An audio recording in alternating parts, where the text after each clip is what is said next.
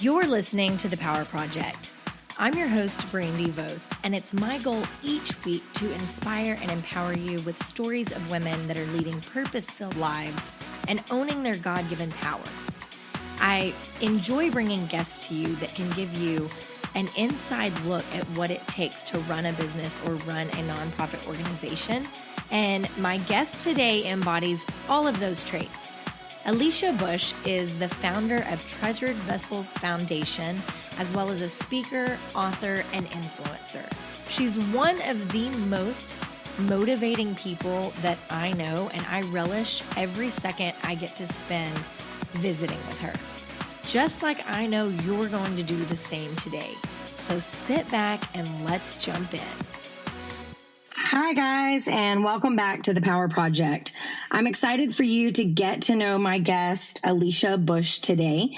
And for those of you who have been with us from the very beginning, Alicia was the first guest that I interviewed over on the Power Project vlog on Facebook. And she is a friend that we've been connected through mutual friends. She's someone that I've really enjoyed watching her progress and her work and her journey. And I can't wait for you guys to get to know her. So without further ado, hey, Alicia, how are you? I'm well. Thank you so much for having me on. I'm truly, truly honored to be able to speak with you. You are such a great conversationalist. And so I enjoyed it the first time. And so I'm so happy to be back. Well, thanks. Thanks for saying yes. And let me tell you, I think it's funny the people sitting at home that don't necessarily see all of the behind the scenes, like working of a production like this, but it has been an act to get mine and Alicia's schedules to align up for this interview. I think we've been working on this for like weeks and weeks and weeks on end. And today the magic is happening. I've got her back for the second one. So thanks for taking time. You are busy, girl, like busy.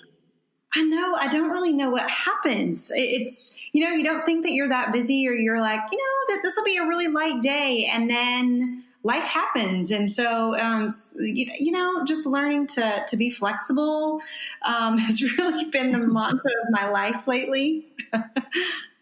Yeah. And I find it's, you and I both are cut from the same mold, to where that when people tell me they're too busy to do something or to start their new business or to start a nonprofit, I'm like, it always blows my mind, because I think, well, I'm not really sitting at home eating bonbons myself. But I find that with the women that I interview on this podcast, I don't care who they are, where they're from, what area they are in.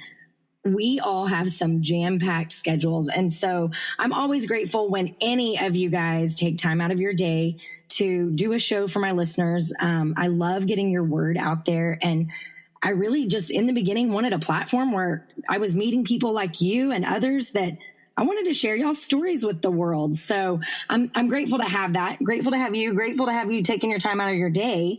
And were you, since we're on the busy subject, before you started this nonprofit, do you feel like you are busier now than you were before in your job, or do you feel the same or less? I kind of feel like it's a little bit of all of those from different seasons, but really I feel like it's a lot of the same. I was in my career, and I was thinking a little over a decade, but it was about 14 years that I was in medical device. And so,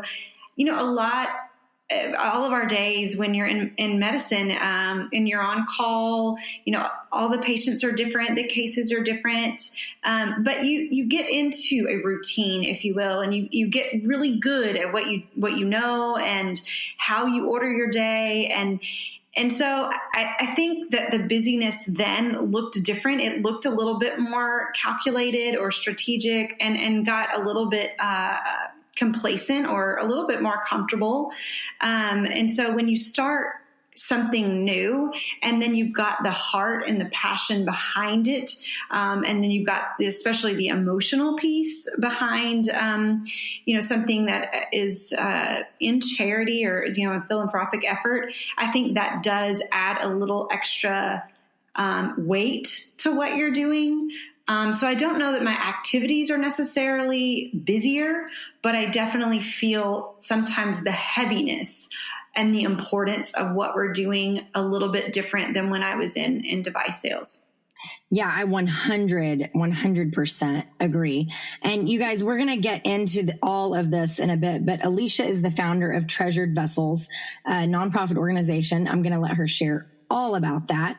But I kind of want you to also see what it looks like. And because I hear all the time, like, how does she do it? How do you do it? How do they do it? And it definitely takes a special person. And I know that I've witnessed people struggle with going from the very structured routine, like you're talking about in the past where you were in medical cells, to a completely, almost like a free form schedule where you have to create your own schedule and carve out your time.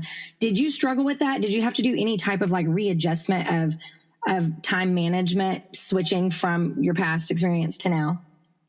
Kind of, not too much, because in device sales, we are individual contributors. So we're a part of a team, but we're more, we're running our own business. So time management, I learned in my career and how to get to work or get to the gym at 5:00 in the morning so you could be in your case by 7 a.m. in the morning. And so I think I learned a lot of that in my career. The challenge for me is actually bringing people onto the team and having to steward and manage and an actual organization, or even bringing on volunteers and managing them. And, they're not paid employees. And so how do we motivate them? How do we get them excited about the task that you're asking them to do in their spare time? And so that part was actually the biggest challenge for me when I was such an individual contributor before. Now, actually being the head of an organization that requires other people other than myself to get the job done. That's such an interesting point that I kind of want to sit in for just a bit, because I think that, you see people that have a heart and a passion and a desire to give back and do more and create something, but the whole business mind behind it has to be in place. And if you lack in an area, you have to figure it out. And, I just in my personal business with building my own sales team where they're independent, sales consultants below me, I struggle with the exact same thing of how do we get them motivated? How do we let them have their vision and vision casting, So what have you found to work for you? Because like you said, they're volunteers, they're not paid employees. And while they're passionate about the cause, they may not be as passionate as you are about your specific organization. So what have you found to be your best motivational technique with them? I think for us, when I started out, people would say, what do you need help with? And then I would tell them and they would go, oh, I'll do that. But they would quickly burn out. When I didn't actually take the time to sit down with them and ask, what are your strengths? What makes you happy? What brings you joy? Why do you want to be involved? And really, if we sit down on the front end and really invest in them to ask them, what's motivating you to get involved? How much time do you actually have? And if we do that at the front end and we really invest in them, then it better positions us to place them in a position where they have strengths and they feel like they're winning. I had one young lady and I was like, hey, we need help with our QuickBooks. And she goes, yeah, I'll give it a stab. Oh my goodness. Or Salesforce. And they're both just, anytime I've said Salesforce to anybody, they're like, sure, I'll try it. And within, half an hour, they're like, no, I don't like it. Please don't make me do it. And so, but it just, so I learned that. I learned that the hard way, unfortunately. I said I needed to write a book on how not to lead, because I think that I made all the mistakes up front on how to burn people out, how to underutilize and overutilize volunteers, and especially even asking your friends, hey, come along, this is going to be fun. And I think everybody thinks, especially when you start a project in philanthropy, we're going to have bake sales and we're going to have happy hours and it's going to be great and we're all going to sing Kumbaya and we're, I think when we started out, that's kind of what we thought, and found out really quickly that is when you're starting something from scratch, and it's fresh, and it's not quite as a cakewalk as we thought, as we envisioned it to be. Oh, and I think what you're saying is like pure gold that everyone should listen to, whether it is in business or nonprofit or leadership or ministry, whatever role you're in. Like you just said, take a genuine interest in that person, learn what makes them tick and what they're good at. And I do believe that the longevity of your employee or your sales team member or your nonprofit volunteer is going to far supersede any type of burnout if you approach it that way, rather than, I hate QuickBooks. I do it at my business and I hate it. And if I were doing it on a volunteer basis, I probably would burn out really quickly. So yeah, that makes sense. And I think it's so good for people at home to look at and realize the inner workings of it all, because you're doing it, girl, and you're doing it right. And so you're failing forward, as I like to call it. The book about that you said, how not to lead, you're failing forward. Like you've learned from mistakes and you're being flexible and you're evolving with it. And you've done all of that in a really short time period. So how long ago did you start Treasured Vessels? And it'll be in January, 3 years ago. Golly. Okay. So I'm going to let you tell everyone about Treasured Vessels. And I want all of you to know at home that I work with a large variety of nonprofits, and both locally, internationally, small, large. Alicia's doing such a phenomenal job with Treasured Vessels and the growth of it and the sustainability of it. I love what she's doing. Tell us all about your organization. Absolutely. So, my husband about, 6 years ago was at a men's breakfast, and a gentleman came in from a local nonprofit here in our area, spoke about international human trafficking.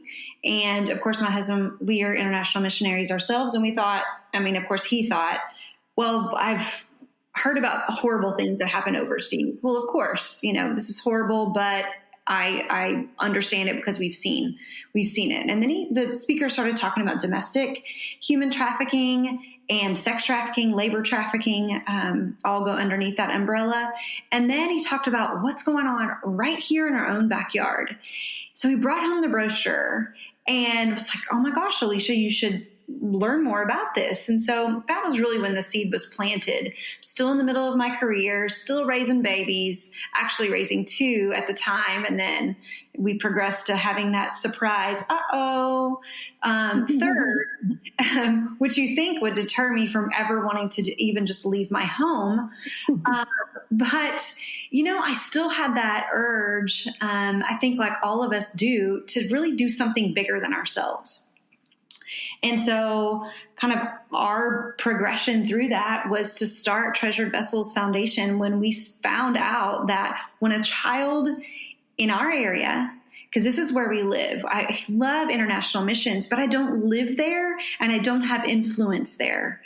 But we knew that we lived here in this area and that we were just appalled that when we read about a child on the news and they are rescued from trafficking, which is really a polite way of saying raped over and over and over for profit, that when this child is rescued, the question is, where do they go? Okay, so do they go to home to this warm, loving family that gets them the therapy that they need?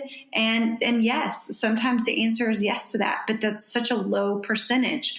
most of these kids are coming out of the foster care system. And so the answer was always, well, we take them to jail.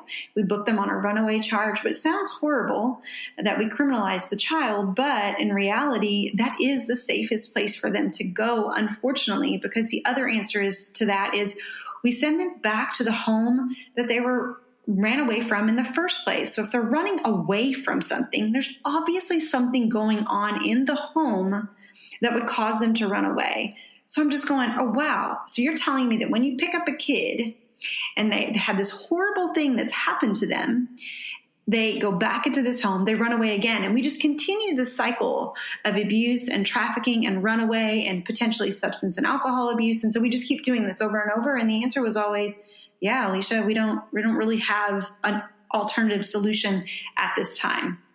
So I turned to my husband and I said, you know what? You're a home builder and you build homes for a living. And I have a background in healthcare and my parents were entrepreneurs.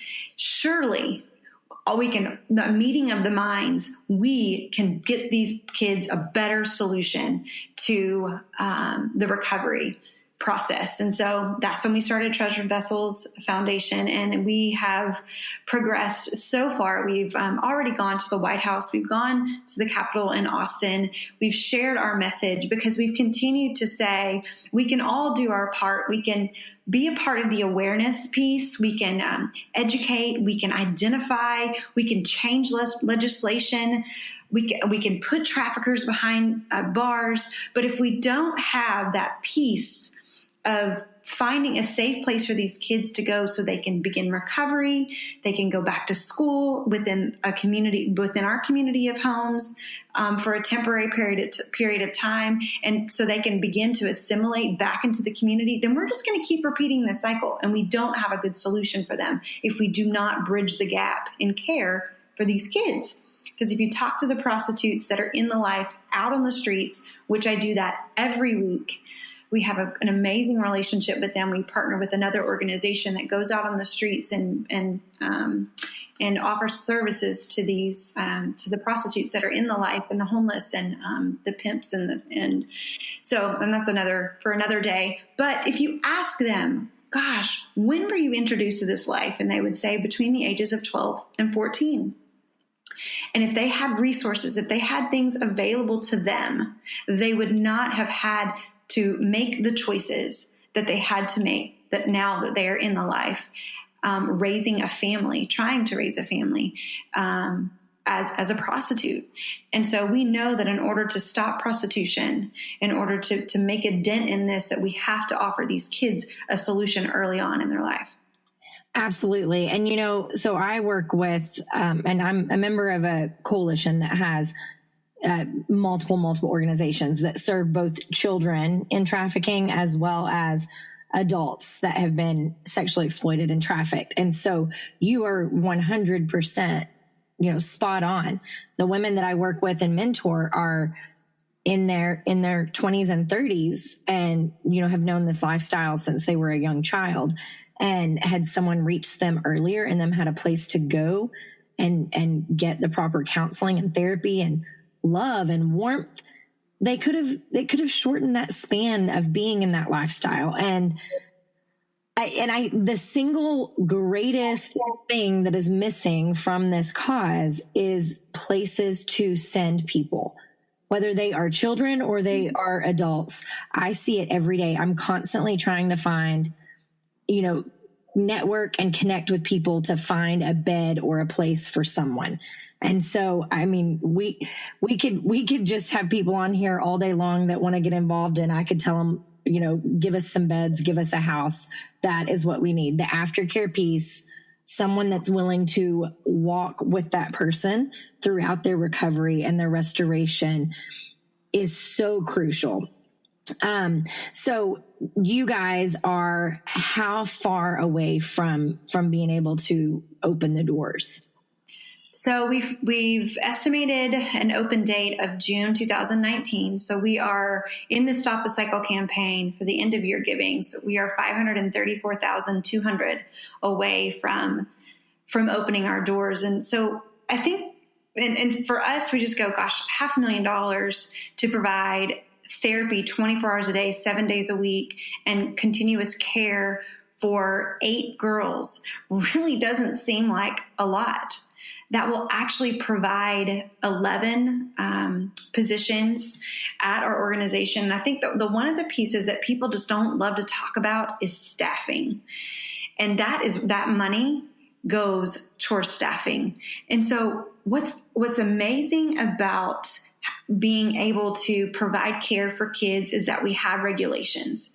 So we don't have you and me loving on a kid. We actually have regulations to where everybody that comes in contact with these kids as a direct care staff have to have trauma-specific training. They have to be a licensed therapist. They have to have learn EMDR and prolonged exposure therapy and dialectical behavioral therapy. And I love, this is the hard part, right, of fundraising, but I love that we are going to finally be able to offer these kids the level of excellence that they truly need to that really will bring wholeness and healing when it comes to mental health. Because for such a long time, we had foster parents saying, well, I'll take that kid. I will provide them a home and I will love them to death. And we found that in this particular population, that is not enough. That they run back, they go back to the life, and it's a hard pill to swallow. But with this, we'll be able to serve these kids with excellence, and we will see the recidivism rate. We will see that going back to the life will decrease when we're able to meet the needs specifically tailored for each child with an evidence-based outcomes model. Absolutely. And on that exact note, I have a girlfriend who has recently become a foster parent within the past year or so. And her first placement was a very high profile trafficking case that hit the news in the Metroplex. And they were placed 2 of those children. And she reached out and told me, she said, we had no idea. And they were very young. They were the much younger ones in the family that, weren't necessarily, old enough to want to run back to anything, but she said, we just were not prepared for the trauma that these kids have been through. We signed up to be foster parents knowing that they were going to come from tough backgrounds, but she said, I need resources. And so immediately we plugged them in with different organizations within, the coalition that could serve her and her foster children and provide the counseling and the therapy and all of the trauma trainings that you need to go through in order to be able to handle that. So you are 100% right on that. I think oftentimes people want to volunteer, and the people that are called to this that have such a big heart immediately want to love on the survivors. And it's a really tricky high wire to cross as far as knowing how to interact with, because it's a totally different level of trauma. So I appreciate the fact that you are going through such stringent regulations on that. Like I said, once again, you're doing it completely the way that it should be done, just from my humble opinion, outsider looking in. Well, thank you. Having a healthcare background has really, and I think that's the part that with your listeners, that when you start something new, you start something fresh. I mean, you don't come into it you have like zero skill set. You bring what you've learned all throughout your life to whatever project you're working on, whatever company you're developing.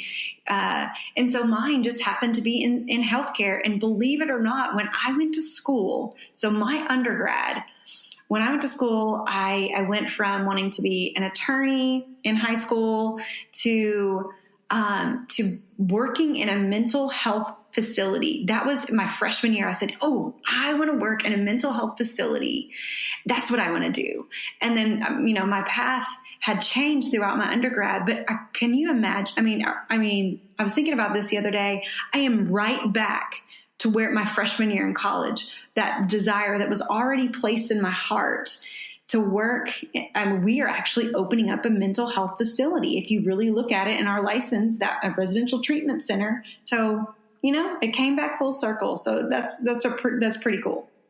Okay, you don't even know this, but I love when God just shows up and shows himself off. But I have I'm in the exact same place in my life right now. And I've had literally the exact same realization recently, because I, from the age of 9 on, said I was going to be an attorney, and then went to a college without a pre-law program, and discovered international studies with a focus on socioeconomic development and women and children in developing countries.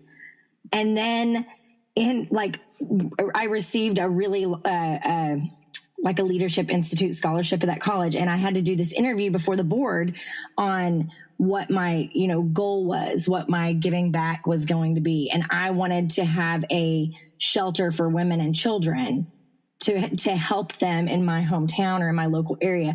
So, and then, didn't end up finishing the degree in international studies, but ended up full circle back to where I'm serving exactly that cause that God put in my heart. And I love when I hear other stories like this, where I'm like, see guys, it's not just me. Like, he has a plan. He gives you a plan very early on in life. You just don't realize that his plan may take a different course than what you plan on. Yeah. I mean, just looking back as when I was young, and I just, as we use words like coincidence, and I've just removed coincidence out of my vocabulary as I've grown and I've matured in my relationship with the Lord, and really just walking alongside him, and to where he continues to say, I've been in every single detail. Every detail. Sometimes you picked up on it. Sometimes you didn't. And then when you didn't, you look back years later and go, oh my goodness, he was in that moment too. So I love how sweet and how faithful he is to say, I've been with you all along, even when you didn't think that I was, even when you didn't think that I was answering your prayers, or that I heard, or that I was far away. I was right there the entire time. Oh man, that's so good. I love it. It gets me all fired up and gets me excited, because I feel the exact same way.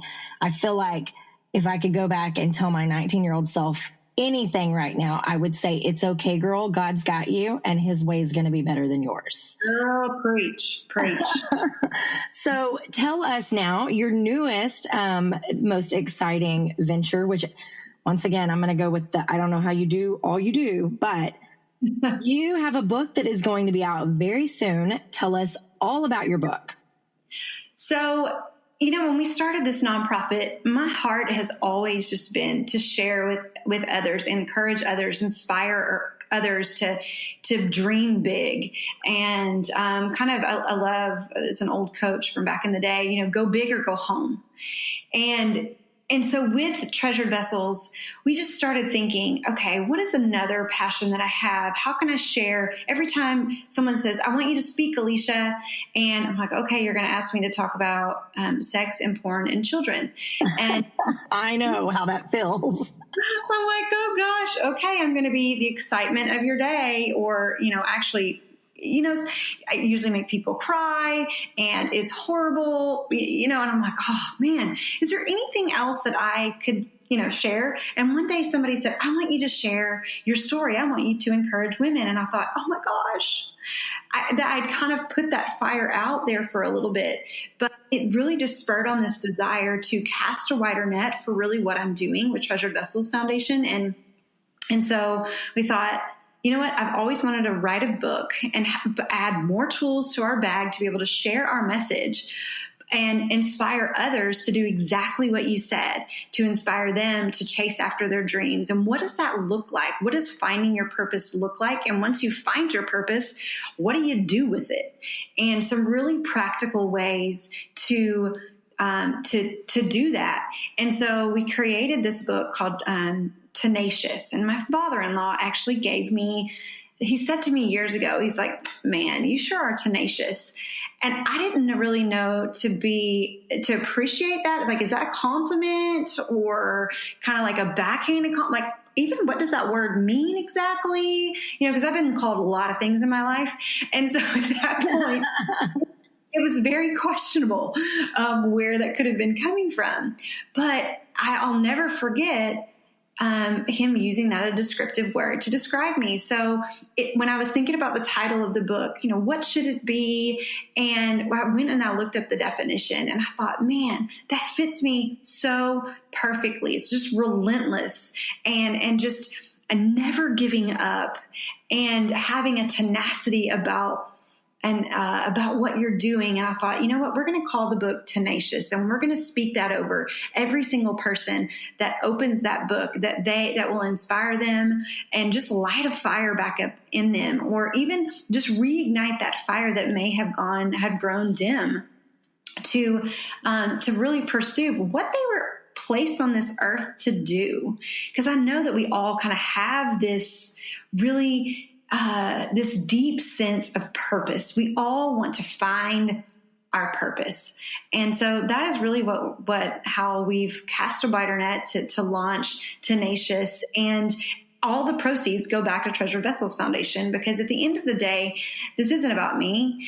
This is about furthering the cause. And this is about doing what God has called me to do. And quite honestly, somebody asked me the other day, Alicia, what if you don't get these homes built? Would you just quit? Would you? And I said, you know what? I already know this divine purpose and project, really an assignment right now for my life. And so this is a difference between obedience and disobedience. Yes, so, girl, yes. I need to know when we're actually going to hang out in person, because I'm fairly certain you're my sister from another mister.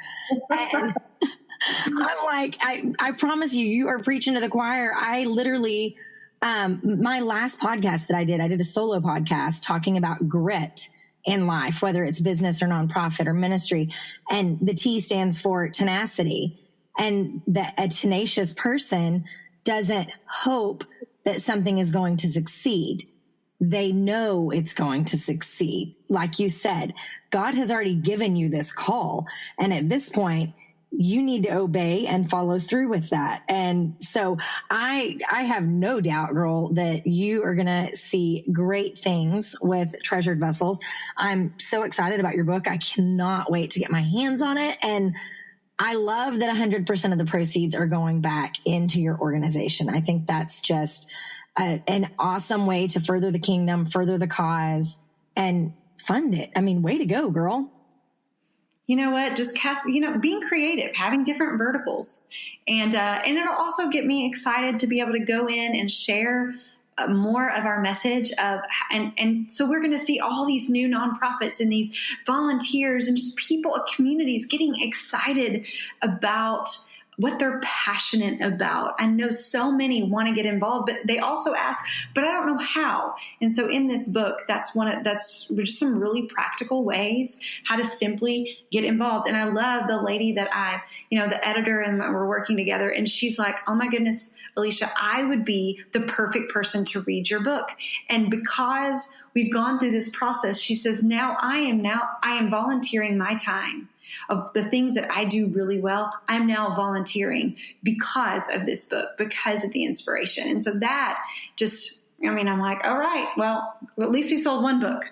So no, and that's so great. And you and I have chatted about how I've been working on a book. I started mine long before yours, but I promise you it's going to be done really soon. And so, but I think that what I've found with this platform in particular, because I realized a while back that I can use my voice to inspire other people and empower other people and let them realize that they can do whatever it is they're being called to do, just like you're saying in your book. And there is a growing community of women that are so hungry for that right now, and men also. But I started having people ask, like, when is the book coming out? When are we going to get a book? And so I think you're going to be really, really surprised at how many people latch onto this, because I find it to be a really hot button right now that women sitting at home, they have some call in their heart that God has placed there on their life. They know that they're supposed to be doing something. They may not be sure what it is. Some of them know exactly what it is, but they're scared. And they just need a little nudge from people like you that will say, I did it. You can do it too. Let's hold hands and do it together.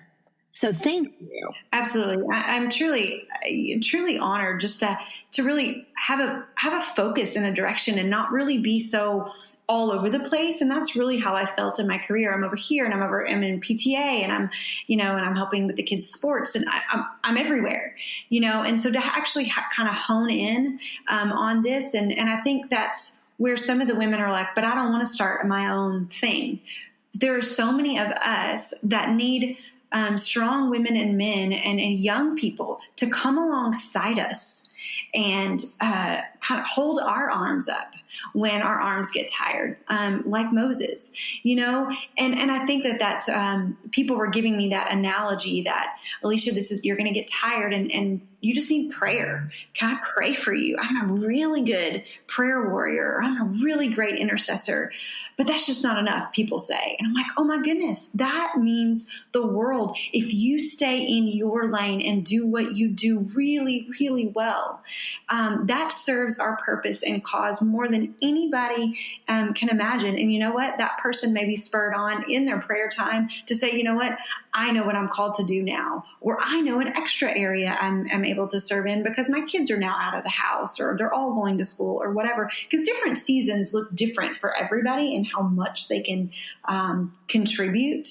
So, and just kind of giving ourselves a little bit of grace there too, when when we truly are overwhelmed. You got, nursing babies and poopy diapers, and there's just different seasons for everybody.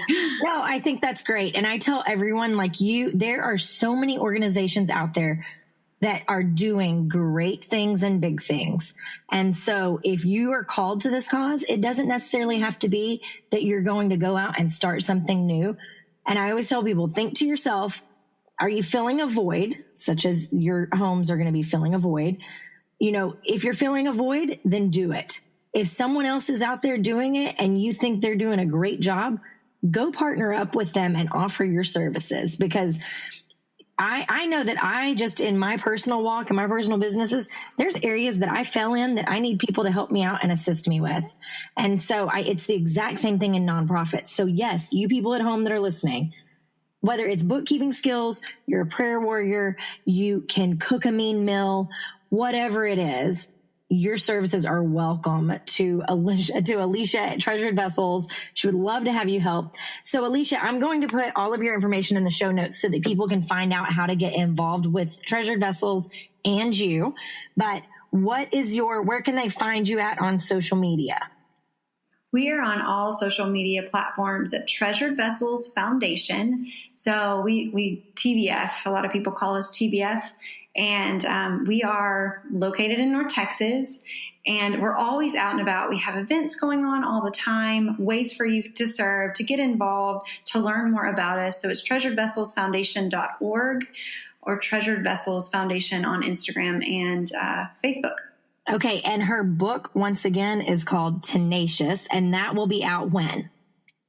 That'll be out in January, and we're launching that in Human Trafficking Awareness Month. Yes. So that you can also find at aliciabush.com. So that is a website that we are developing to, if you want to learn about trafficking, you can find us at Treasured Vessels Foundation. If you just want to be encouraged and inspired and surrounded by a community of women, then go to aliciabush.com.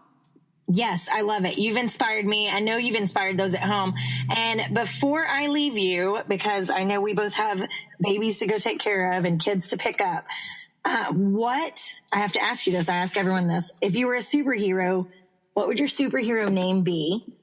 And what would your superpower that sets you apart from others be? Oh, girl, you spring. The first name that comes to mind is Shanae. That's my inner, my inner diva. Oh, yes.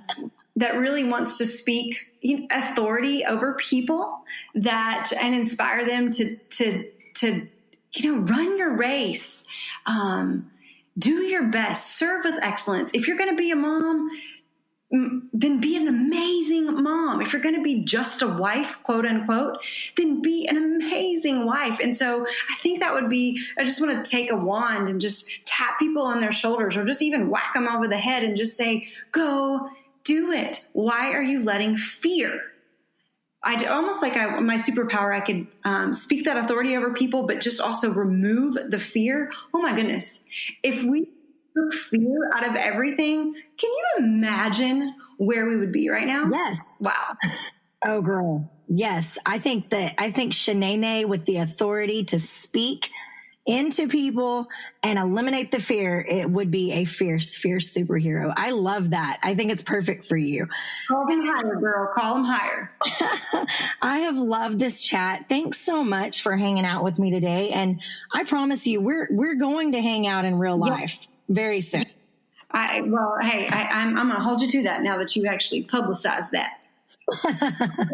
Okay. Well, thanks so much. You have a great day. Thank you. You too, friend.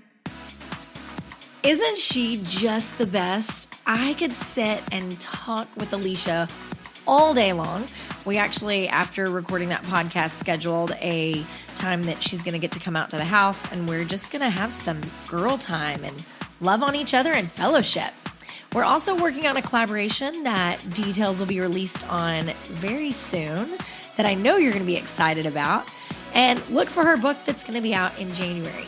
As always, you guys, if you liked what you heard today, please do me a favor. Go subscribe on iTunes. Take a screenshot of you listening to the podcast. Share it on all forms of social media and tell your friends about this. By the way, have you written a review yet? What are you doing? Go do that right now. You guys go out and live your best purpose-filled lives this week, and I can't wait to chat with you next time.